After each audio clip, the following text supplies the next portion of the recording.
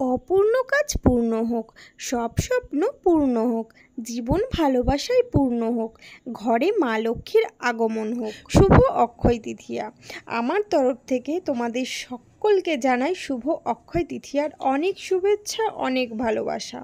আজকের দিনটা তোমরা কে কী করছো এটা কিন্তু আগে জানাতে ভুলবে না। আর আমি তো দেখতেই পাচ্ছ সকাল সকাল স্নান সেরে আগেই ঠাকুরের জন্য ফল বানানো শুরু করে দিয়েছি। আমার ফল বানানো কমপ্লিট হয়ে গেছে।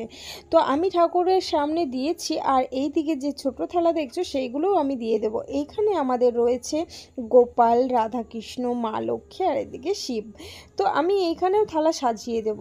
পরপর সুন্দর করে থালাটা সাজিয়ে দিয়েছি। জানো তো এইখানে সাজানোর পর এত সুন্দর লাগছিল ঠাকুর ঘরটা, কি বলবো।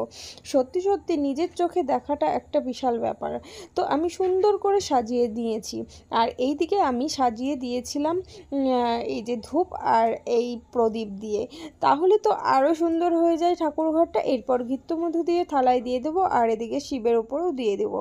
যদিও আমার ঠাকুরের জন্য, শিব ঠাকুরের জন্য দুধটা নিয়ে আসা হয়নি, তো ঘোষ দিয়ে গেলেই আমি জলটাও ঢেলে দেবো, সেটাও শেয়ার করবো। চলো আগে পুজোটা সেরে ফেলি।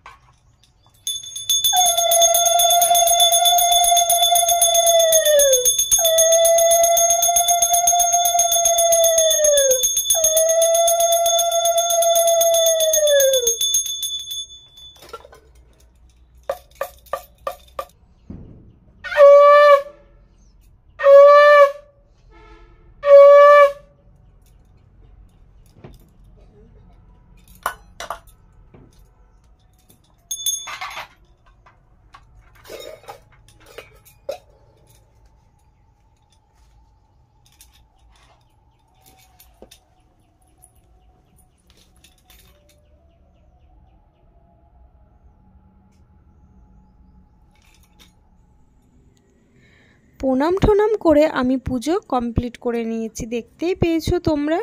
পুজো দেওয়ার পরে মনটা যেন খুশি হয়ে গেল, একটা সুন্দর একটা অনুভূতি হচ্ছিল।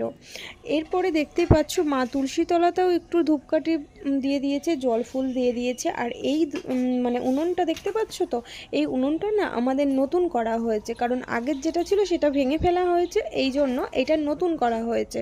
এবার সব সময় তো আর গ্যাসে রান্না করা সম্ভব হয় না, যখন তখন ফুরিয়ে যায়, সে কারণে এই যে এই উনুনটা করা হয়েছে।